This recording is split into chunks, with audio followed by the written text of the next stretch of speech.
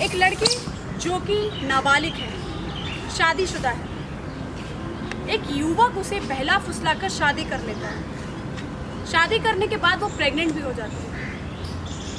Pregnant होने के बाद उसके साथ रह रहा होता है। साथ रहते रहते शुरुआत में तो बहुत अच्छे से रहता है, लेकिन बाद में एक दिन उसकी हत्या कर देता है। आखिर क्या थी वो वजह जिसके कारण उस युवक ने उस लड़की को इतना बेरहमी से मार दिया? पहले तो एक नाबालिग लड़की से शादी करी, उसके बाद उस लड़की को मौत के घाट उतार दिया। नमस्कार, आदाब, मैं हूँ रुखसार मंसूरी। स्वागत करती हूँ आपका एक बहुत ही सनसनीखेज वारदात के साथ। ये कहानी शुरू होती है बिजनौर से। बिजनौर में एक क्षेत्र है जो कि जिसका नाम है शियोहरा। शियोहरा नाम का एक क्षेत्र है बिजनौर में। ये कहानी वहाँ से शुरू होती है। वहाँ पे एक युवक रोज़मर्रा की तरह अपनी ज़िंदगी जी रहा होता है। ड्यूटी पे जाता है, ड्यूटी से वापस भी आता है। वापस आते जाने के बाद अपना जो रोज़मर्रा का जो काम है वो कर रहा होता है। देखते ही देखते उसके काम में तरक्की होने लग जाती है। वो उसका जो काम होता है वो दरअसल उसकी जो शिफ्टिंग है, उसका जो वर्क है, उसके रिगार्डिंग उसकी जो शिफ्टिंग है वो बिजनौर से तेलंगाना हो जाती है। बिजनौर से तेलंगाना वो चला जाता है। तेलंगाना जाने के बाद वहाँ पे रहता है, ज़िंदगी काट रहा होता है। वही जो उसकी रोज़मर्रा की तरह जो जॉब चल रही है, ड्यूटी चल रही है, वो चलती रहती है। वो तेलंगाना चला जाता है। तेलंगाना जाने के बाद वहीं पे रहने लग जाता है। वहाँ पे एक फ्लैट ले लेता है, वहीं पे कामकाज भी करता है। लेकिन देखते ही देखते उसका जो काम है, जो उसका काम होता है, उसके रिगार्डिंग उसे एक स्कूल में जाना पड़ जाता है। स्कूल वो जाता है। स्कूल जाने के बाद वहीं उसकी एक लड़की से बातचीत होने लग जाती है। नॉर्मल पहले बात होती है। बात होते होते वो लड़की जो होती है, क्योंकि वो एक नाबालिग लड़की है और 16 साल की, महज उसकी उम्र बस 16 साल का। लेकिन जो युवक है उसकी उम्र है 26 से 27 साल, लगभग 26 से 27 साल का युवक होगा। और जो लड़की है वो नाबालिग है, 16 साल की, जिसका नाम है प्रेरणा। और जो युवक है उसका नाम है सोहन। तो सोहन वहाँ पर स्कूल में ही, वहीं पे ही जो प्रेरणा है उससे मिलता है। जाने के बाद लड़की से बातचीत करने लगता है। शुरुआत में तो उन दोनों की बातचीत नॉर्मल होती है। बात होते होते, क्योंकि वो लड़की महज 16 साल की, तो उसके तो दिमाग में जो भी बात डालो उस चीज़ को, उसके उस बात पे वो बहला जाती है। उसे कुछ भी कह दो तो वो उसकी बात मान जाती है, क्योंकि उसकी उम्र बहुत कम है। फिर क्या था, सोहन उससे दोस्ती कर लेता है। दोस्ती करने के बाद उसके साथ करीब आने लग जाता है। करीब आने के बाद जो उसकी दोस्ती है, दोस्ती धीरे धीरे प्यार में बदल जाती है। प्रेरणा को भी ये यकीन हो जाता है कि सोहन उससे बहुत प्यार कर रहा है, बहुत ही ज़्यादा प्यार करता है। इसके कारण जो प्रेरणा है उसकी सारी बातों पे यकीन कर लेती है। फिर क्या था, जो सोहन जो था वो प्रेरणा को शादी का झांसा देने लग जाता है कि मैं तुमसे शादी करूँगा, मेरे साथ चल लो, तुम्हें एक बहुत ही खूबसूरत सी ज़िंदगी दूँगा। क्योंकि जो प्रेरणा है वो नाबालिग है और महज उसकी उम्र 16 साल है, तो इसके वजह से कुछ उम्र की वजह से भी वो उसकी बातों में आ जाती है, उसकी सारी बातों पे यकीन कर लेती है। फिर जो सोहन है वो एक चाल चलता है। सोहन उससे कहता है कि तुम अपने घर से भाग के आ जाओ मेरे पास, मैं तुम्हें यहाँ से दूर ले चलूँगा, वहाँ पे हम अपनी दुनिया बसाएंगे। जैसे हर प्रेमी एक प्रेमिका को वादा करता है, वैसे ही वो वादा प्रेरणा से कर देता है। वादा करने के बाद प्रेरणा उसकी बातों पे यकीन कर लेती है और उसकी प्लानिंग के हिसाब से वो अपना घर में ही सामान पैक करती है और वहाँ से भाग जाती है और सोहन के साथ बिजनौर चली जाती है। सोहन उसको बिजनौर लेके आ जाता है। सोहन की सोहन जो है वो अपने घर से अलग उस लड़की को रखता है किराए पे, उसको वहाँ रखता है। उसके साथ वो ज़िंदगी जो गुजारती है।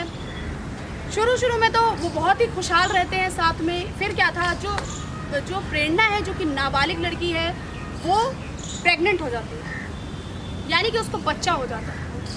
मतलब पहले तो बहला फुसला कर एक लड़की से शादी करी, उसके बाद उसको प्रेग्नेंट भी कर दिया, जो कि एक क्राइम है, जो कि बिल्कुल भी समाज इस बात को स्वीकार नहीं करता है कि एक नाबालिग लड़की 16 ही साल में शादी कर ले। क्योंकि जो सरकार की तरफ से जो उम्र है वो भी 18 वर्ष है।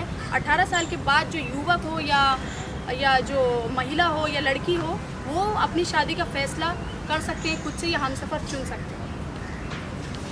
लेकिन सोहन है इन सब बातों को छोड़कर उसे प्यार के वादे करके शादी का झांसा दे के खूबसूरत सी ज़िंदगी बता के उसको ख्वाब दिखा के बिजनौर ले आता है, उससे शादी करता है, उसे प्रेग्नेंट करता है। फिर क्या था, शुरू में तो उन दोनों की ज़िंदगी बहुत अच्छी चलती है, एक दूसरे से बातचीत करना, एक दूसरे के साथ रहना, बहुत ही बढ़िया ज़िंदगी काटते हैं। धीरे धीरे सोहन जो होता है वो प्रेरणा से लड़ाई करने लग जाता है, छोटी छोटी बात पे इरिटेट हो जाता है। इरिटेट होने के बाद वो हर बात पे उससे लड़ाई करने लग जाता है। आए दिन नई लड़ाइयाँ। प्रेरणा का जो एक ख्वाब था, जो कि उसने एक 16 साल में खूबसूरत सी ज़िंदगी या खूबसूरत से हमसफ़र का सपना देखा था, वो उसे टूटता हुआ नज़र आता है कि जैसे जिस तरीके से मुझे बोला गया उस तरीके से कुछ भी नहीं हो पाया, जो ख्वाब मैंने देखे वो नहीं पूरे हो पाए। फिर क्या था, प्रेरणा अंदर ही अंदर कुढ़ने लग जाती है, बहुत ज़्यादा उदास हो जाती है, निराश हो जाती है कि जो ख्वाब उसने देखा वो उसको नहीं मिला। सोहन जो है आए दिन फिर उस पर लड़ाई उसके साथ करता था और धीरे धीरे वो उसको मारने भी लग गया इरिटेट होने के बाद। फिर एक दिन तो सिर्फ इतना ही नहीं, एक दिन तो सोहन ने ये तक बोल दिया कि मेरा तुमसे मन भर चुका है, अब मैं तुम्हारे साथ नहीं रहना चाहता, तुम्हें तलाक देना चाहता हूँ, यानी कि डिवोर्स देना चाहता हूँ। तो फिर क्या था, जो सोहन जो है वो उस पर गुस्सा दिखाता है, लड़ाई करता है, लेकिन उसके लड़ाई करते करते एक दिन क्या था, एक दिन प्रेरणा भी बोल देती है ज़्यादा ही कुछ, तो सोहन का और ज़्यादा दिमाग ख़राब हो जाता है, इतना ज़्यादा उसको आग बबूला हो जाता है, आक्रोश में आता है, जिसके कारण वो वहीं पे जो छुरा होता है, चाकू होता है, वो उठा के उसकी मृत्यु कर देता है। यानी कि वो जो लड़की है उसको बेरहमी के साथ उसको मार देता है, और इतना ही नहीं, उस बच्चे को भी मार देता है।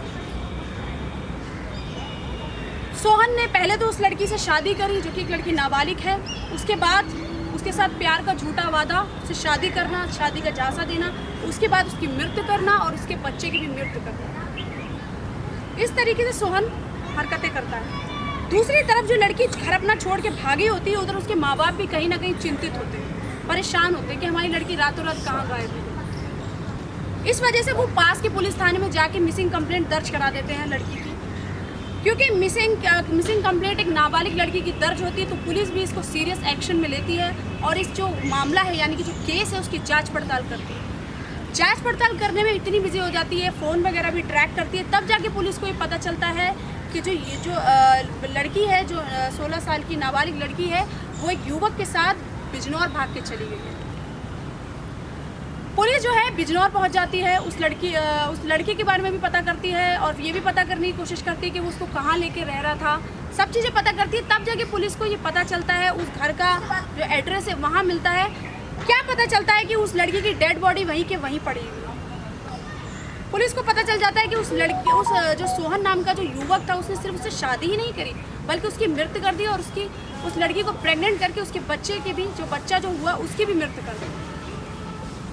पुलिस ये सब जानने के बाद उसके माँ बाप को पूरी सूचना देती है, जो पूरा मामला होता है उसके बारे में पूरा बताती है। पुलिस को जब सारी बात पता चलती है तो फिर वो युवक को ढूंढती है और युवक को पकड़ लेती है, अरेस्ट कर लेती है। अरेस्ट करने के बाद युवक को धाराएं लगा के, क्योंकि एक पहला फुसला की शादी करना नाबालिग से और फिर उसकी मृत्यु करना, उसके बच्चे की भी मृत्यु करना, साथ साथ घरेलू हिंसा भी, सारी धाराएं जो है उस पर जो धारक है, यानी कि उसके ऊपर सारे जो जितने मामले उसने जो भी जुर्म करे हैं उसके ऊपर केस होता है उसके।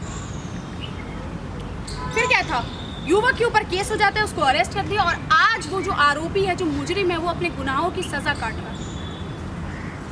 माँ बाप को बहुत अफसोस है क्योंकि उसकी लड़की एक ऐसे युवक के जिसको उसने अपना हमसफ़र समझा, जिसके साथ उसने ख्वाब देखे, उसके पहला फुसलाने में आ गई और बिना बताए माँ बाप को कुछ भी भाग गई वहाँ से। इसलिए आज उसके माँ बाप हैं वो बेहद निराश हैं, बहुत ही चिंतित तो थे ही, लेकिन साथ ही साथ वो बहुत ज़्यादा डिप्रेशन में भी जा रहे हैं इस वजह से, क्योंकि उनकी एक लौती लड़की इस तरीके से, जो कि नाबालिग थी, छोटी थी, वो इस तरीके से शादी करके वहाँ रही और जो कुछ भी उसके ऊपर जुर्म हुआ, जो भी टॉर्चर हुआ, ये सब कुछ जानने के बाद उसके माँ बाप बेहद अंदर से डिप्रेशन में हैं।